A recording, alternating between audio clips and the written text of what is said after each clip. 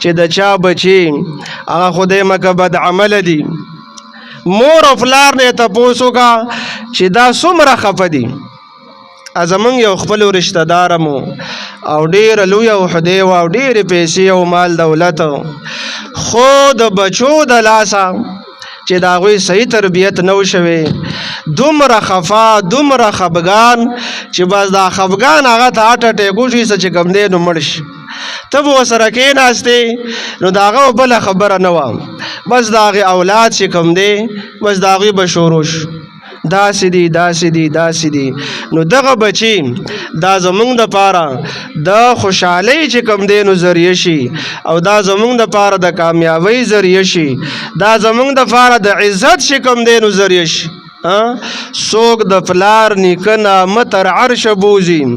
او څوک ژوندي آبا ورومنډي په ځمکه نو دغه ماشومان دا ستا د عزت او د کامیابۍ هلکه دا د پلانکي زوی دی نو چې کله ماشوم ښه وي دا ښه تربیت شوی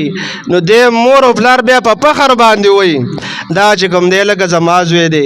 خلک هم چې کوم دی په فخر باندې وایي هلکه دا د پلانکي زوی دی او چې کله بدعمله وي نو دی بیا ویلی هم نشي چې هلکه دا زما بچی دی او که بد عملی نو هر څوک هغه نه یادوي هغه مور او پلار چې کوم دی نو یادوي